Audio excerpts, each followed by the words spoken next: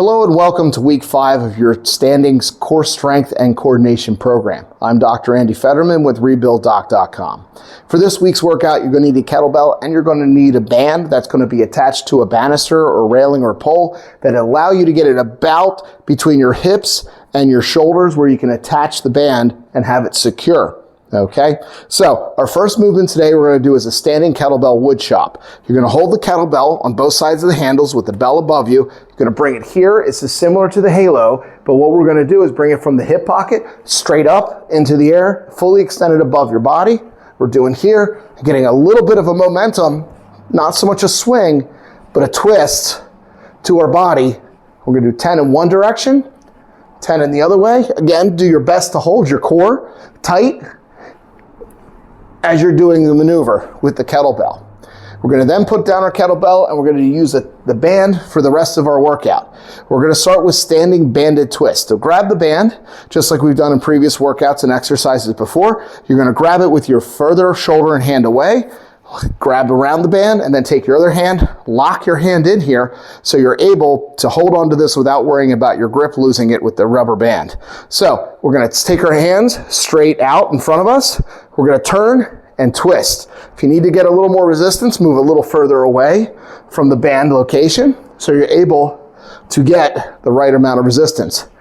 If this is not enough resistance, use a heavier band or a lighter band based on how it is. You should not be getting the band to pull you back off of your feet as you're going through this motion. Do 10 on one side, then switch over. You're going to switch, and then you're going to be doing it on the other side as well. Next, we're going to do banded walkouts. We're going to still keep that same grip as we did before here, but we're going to keep our arms extended in front of us, and we're going to take little side steps as we're doing this to hold our core tight as we're going through this, and then walk back. You'll feel this in your hips and your feet as well as you're doing the maneuver. You're going to step out about 5 times out, 5 times back, 3 to 5 little mini steps as you can as you're doing that. Now, again, make sure that you're switching hands and going the opposite direction, so you're working both sides evenly. Next, we're going to do a standing banded push out. So, with that band here, usually this will do better if you're using more resistance because the resistance band is pulling you, because you're going to stand here with the band against your chest, press out for 1, 2, bring in for 1, 2. Press out for 1, 2, bring in for 1, 2. Press out and in. So as you're doing that, make sure you're still holding your core. Feet again are in a nice athletic stance. Then switch hands and then go ahead and switch over and do it on the other side as well.